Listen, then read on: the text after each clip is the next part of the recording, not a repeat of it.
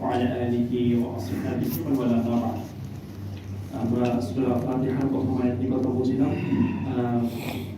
সকল হামদের মালিক আল্লাহ সুবহানাহু ওয়া তাআলা, তিনি ছাড়া কেউ নয়।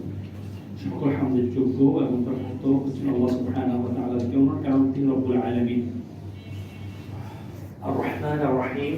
আমরা গতদিন বিসমিল্লাহ আলোচনা করতে গিয়ে বলেছিলাম আর রহমান যু আর রহমাতিল ওয়াসিআ, সকল রহমতের ওনার মালিক আল্লাহ সুবহানাহু ওয়া তাআলা, এই জন্য সকল হামদার জন্য। আর রহিম সবসময় সবচেয়ে বেশি পরিমাণে রহমতকে সৃষ্টির নিকট পৌঁছে দেন তিনি, মাতাইতেই, এই জন্য তিনি সকল হামদের মালিক।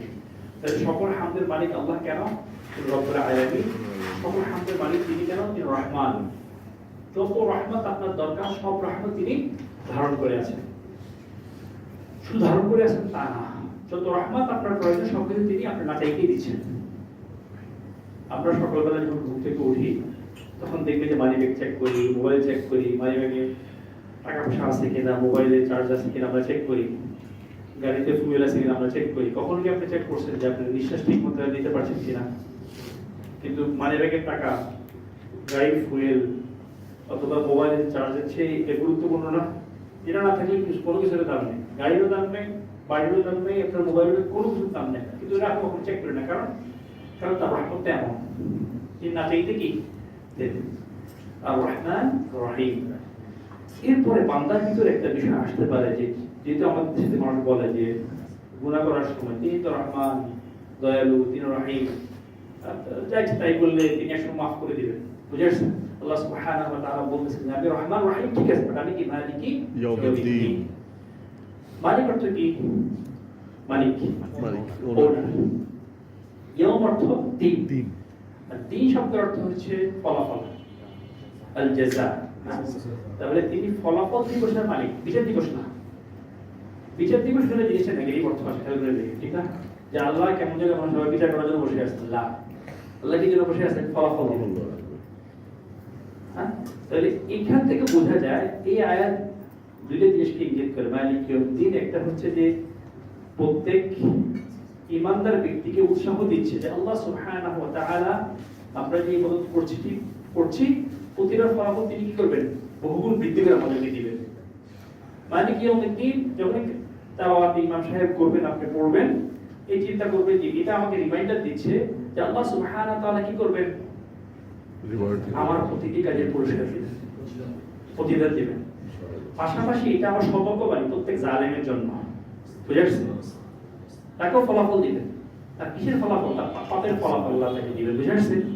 এই জন্য এটা প্রত্যেক ইমানদারের জন্য উৎসাহের কথা, আর প্রত্যেক জালেম, প্রত্যেক খারাপ মানুষের জন্য সতর্কবাণী। মালিকি ইয়াউমিদ্দিন। তাহলে ছোট দেখুন আল্লাহ সুবহানাহু ওয়া তাআলা কত ভারসাম্যপূর্ণভাবে তার পরিচয় দিচ্ছে।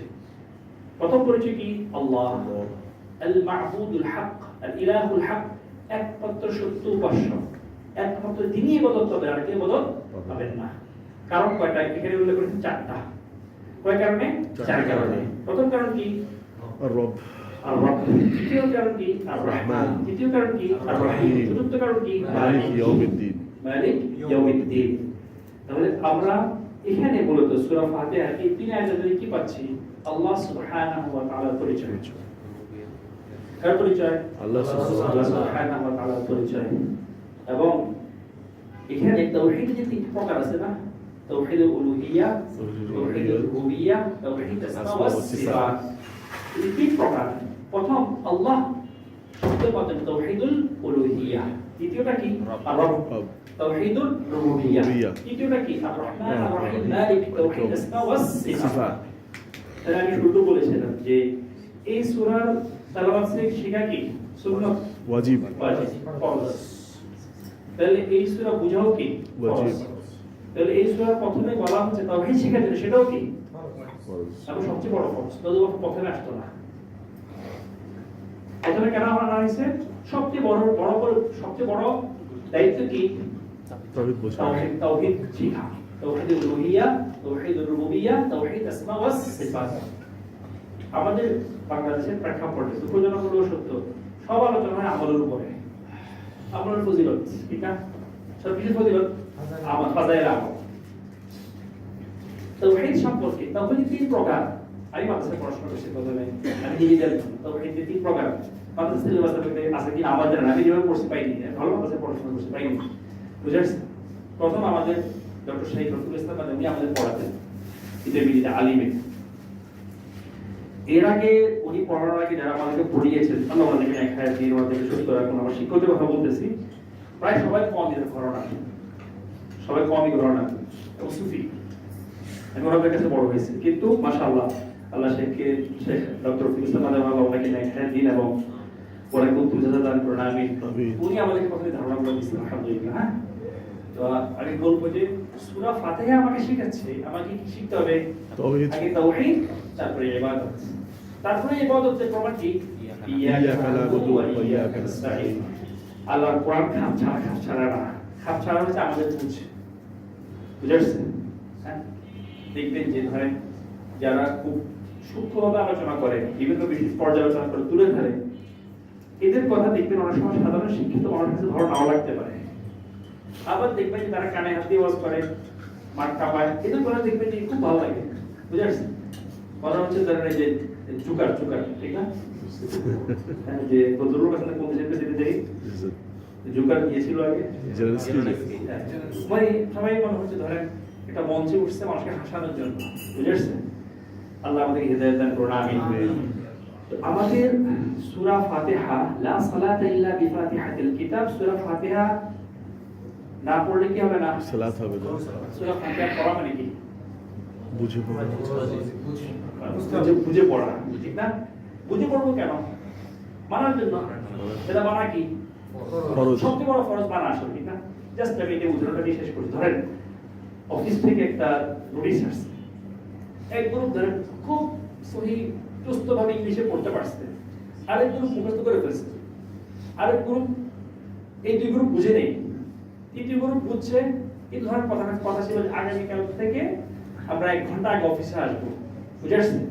এক গ্রুপ খুব ভালো করে উচ্চারণ করতে পারছে, আরেক গ্রুপ উচ্চারণ মুখস্থ করে ফেলছে, আরেক গ্রুপ সেটা তারা কি বুঝতে পারছে কিন্তু মানে নেই, আরেক গ্রুপ বুঝতে পারছে কিন্তু পাশাপাশি কি করেছে, পারছে। এখন তারা আপনার কথা এটা পড়ছে, পরে স্যার আমি তো মুখস্থ করে ফেলছি, তুমি 9টা বাজে আসলে কেন? আমি তো স্যার মুখস্থ করছি, লেখা ছিল 7টা বাজে আসতে হবে, 8টা বাজে আসতে হবে, সে কি করে নেই, কেন? সে মুখস্থ করছে বা পড়তে পারছে, জানে না কি লেখা আছে, জানে না সে কি লেখা আছে। অতএব যদি নোটিশ আপনি যতই সুস্থভাবে পড়েন না কেন, যদি আমল না করেন আপনি চাকরি থাকবে না, বুঝেছেন? এরকম কোরআন আপনি যতই মুখস্থ করেন না কেন, যতই এটাকে সহিভাবে তেলাওয়াত করেন না কেন, এই কোরআনের যে দাবি দুইটা, কয়টা দাবি? কি? বুঝা, তাদাব্বুর করা, কি করা? আমল করা, চিন্তা করা এবং কি করা? আমল করা। আল্লাহ সুবহানাহু ওয়া তাআলা আমাদেরকে এই কথাগুলো বোঝার তৌফিক দিন। আমাদের দেখে খুব দুর্যোগের খুব সত্য একটা কথা, যে মানুষ বুঝাইতে হয়, এটা কোরআন বুঝতে হবে, ঠিক না? কোরআন বুঝতে হবে, এটা বুঝাইতে হয়, এবং এটা বোঝানোর পরে আবার যুক্তি দাঁড় করে। এর চেয়ে বড় দুঃখজনক জিনিস হতেই পারে না, বুঝাচ্ছেন? আপনি বলতে পারেন যে আমার বোঝার স্কোপ কম, আমি চেষ্টা করতেছি, পারতেছি না, সেটা আলাদা জিনিস। বাট বুঝতে হবে, এই কথাটা বুঝাইতে হয়, এটা দুঃখজনক, অত্যন্ত বড় দুঃখের বিষয়, বুঝাচ্ছেন? আল্লাহ আমাদেরকে বোঝার তৌফিক দেন, আমিন।